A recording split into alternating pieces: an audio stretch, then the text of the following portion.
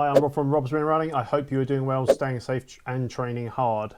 It's shoe review time and I'm incredibly late to the party on this one, probably about 7 months or so. But I'm finally testing the Trailfly from Inov8. The last Inov8 shoe I tested and reviewed was the Trailfly G300 Max, and that was some 3 years ago, so it's been a while since I ran in an Inov8 shoe. This is the shoe. And Inov8 have made some big changes to their lineup, pretty much revamping the Trailfly series totally. So let's take a look at the newish Trailfly. Okay, we're going to start from the top down. The new Trailfly has an anatomical design, so that's a foot-shaped design, similar to the Topo shoes, like the Mountain Racer 2 I reviewed some time ago, and the Ultra shoes as well. Obviously, difference with Ultra being they have a zero drop. This design offers runners a more natural fit for additional comfort and reduced pressure on the foot due to the lacing system. The upper on the new Ultrafly is very light and breathable. We have a woven mesh here across the top and plenty of structured overlays around the shoe on both sides. The Inov8 here with some reflective detail as well, and finishing off with a nice toe bumper for added protection against trail debris.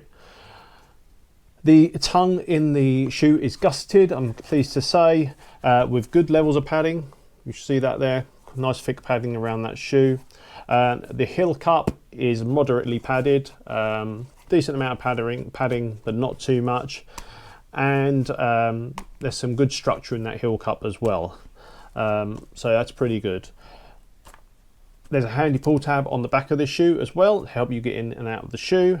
And inside the shoes, more importantly, we have a pair of Inov8's boomerang footbeds. Now these are brilliant at giving the shoe extra comfort. Really, really handy, particularly on longer runs. So this shoe comes in two width options. It comes in a standard and a wide fit. I've picked a wide fit because I have wide feet. And the shoe, I would say, comes up short. So I would advise you to go up half a size as well.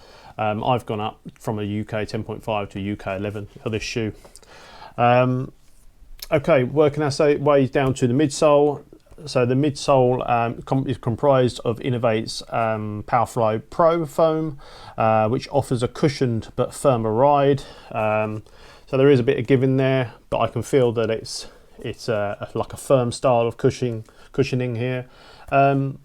Probably similar to the Exodus Ultra 3, which went a lot firmer in that new latest model that we reviewed earlier this year. So I'm expecting it to be similar, but we'll see how that goes. You get a 6mm drop on this shoe, which is pretty good. It's a good size drop. I like a 4 to 6mm drop, so that's pretty good. You've got 29mm of cushioning under the heel and 23 under the forefoot.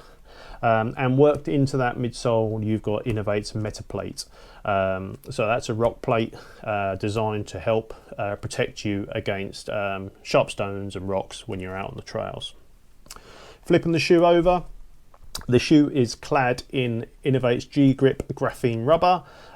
Those who don't know what graphene rubber is, it's one of the strongest materials around, so makes the shoe ultra durable. Inov8 have updated this rubber this time around to make it more sticky on wet rocky surfaces, obviously something that the previous graphene grip struggled with. You've got a 4mm lug on this shoe, which has been designed basically for hard rocky surfaces, so don't be surprised if this doesn't give you super traction in muddy conditions. So pretty much like we're experiencing now with this British weather. Lastly, the shoe weighs in 337 grams in the UK 11, the size that I've got here. Not the lightest shoe, but it does feel relatively well balanced, so we'll see how that goes. Okay, so that's enough of me talking about the shoe. So let's get these laced up, and I will see you out on the trails.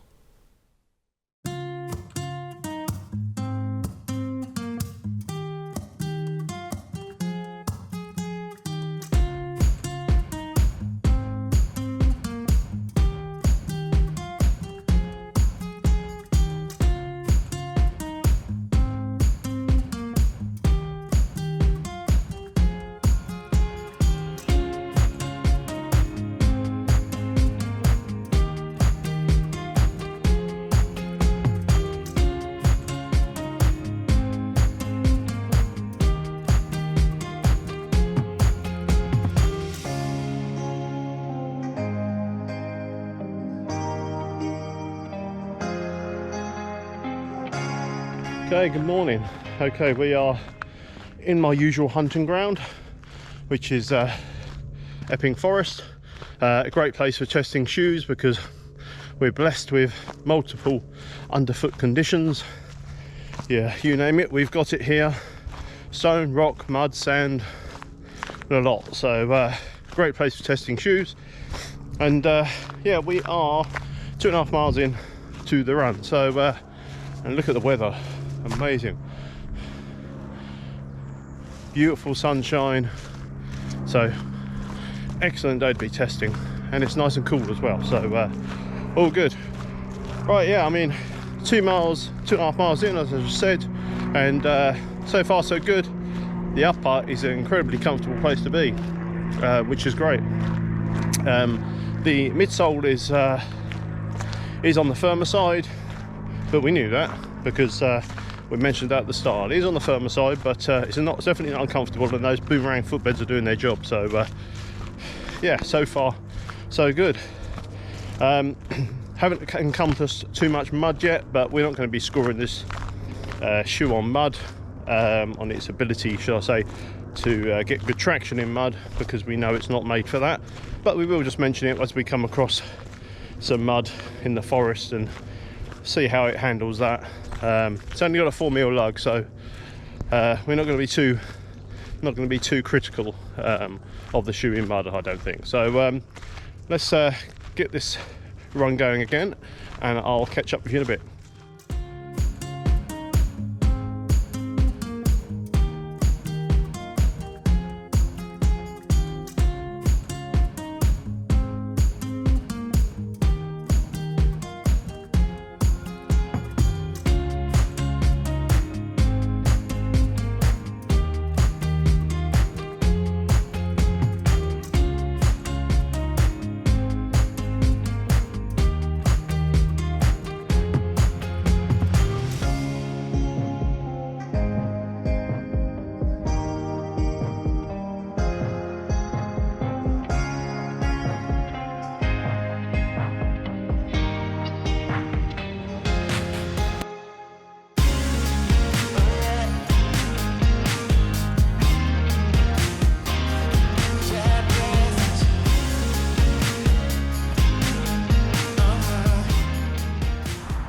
Okay, we are about half a mile from finishing the run, and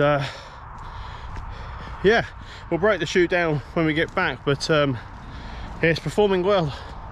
The good thing for me is that anatomical design of the shoe is really helping my feet, because certainly on my left foot I have a bunion, and sometimes I do have trouble with that rubbing on shoes when I'm running. But this shoe doesn't have that problem, so which is good.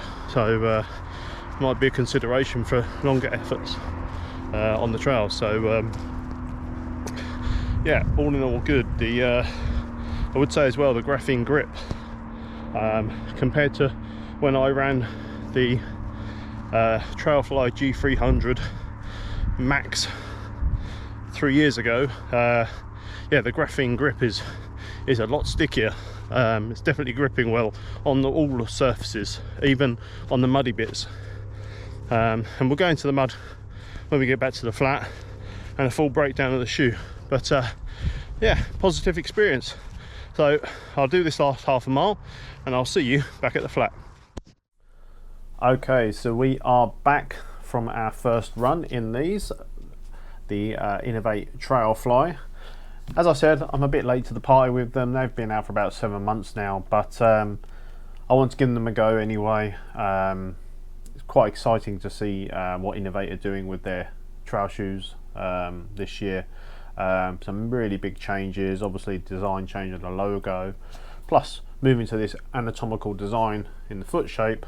Yeah, big change from what they were doing before. So how did they get on the shoe? Well, I kind of summed up a little bit while I was out there on the trails. Starting with that anatomical foot shape, for me that works really well. I liked it in the Topo Athletic Mountain Racer 2 when I tried that shoe out. I'm still running in that shoe on odd occasions, and And the reason I like it is because for my foot shape, I'm quite wide feet anyway, plus also have a bunion on my left foot. This just takes all the pressure off with this type of foot shape. I don't get any rubbing or anything in that, just because of this natural foot shape that this shoe has. I find that to be really beneficial, so I get on that really well. The upper is super comfortable, I must say. It is comfortable, it's a nice place to be. I could see it working on longer runs. Today we did 10k, so only 6 miles, just over 6.5 miles. But still, you can feel that it's really comfortable. That upper, really nice, snug place to be. Plenty of wriggle room in the toe box, so that's good. This is nice and wide in here. So really good, I would say, if if you're thinking of doing longer runs when you need that extra bit of room, when you've been running for a while. I think this shoe would do really well for that. The tongue was really comfortable, no laces pulling through, it's nicely padded, so I never expected that to happen. Equally, the heel cup, even though there's only moderate padding around there, or moderate to light padding, again, really comfortable, no issues with that. I did manage to get good lockdown in the shoe as well. No slipping, no medial, lateral slipping, that was all good. The boomerang footbeds in the shoe did their job, as I said on the run, so let's pull that out again. These little beauties, they're worth their weight in gold. Really good insole, or footbed as they're called. They're quite thick, you can see there. Nice and spongy. Yeah, really comfortable. They just make this shoe a very nice, comfortable place to be. The lacing system was good. These laces do have a bit of stretch to them. You can see that. So once you lock them in and tie them down, it does quite hug your foot quite well. So actually, I thought the laces were alright. Considering it's a standard lacing system, some laces have notches on in order to achieve the same thing, but I think these have done quite well. Yeah, so all in all, good place to be. Toe Pumper did a good job on some of the stones out there. We had a big mixture of terrain, stones, gravel, mud, sand, grass. So pretty much everything that you could run on. Tarmac as well. Just a note on tarmac, this shoe did feel comfortable when running on that stuff. So I think because the 4mm lug isn't too deep, it crosses over really well from the hard, from basically tarmac or pathway onto loose gravel, dried trails and things like that. We'll come to mud in a minute.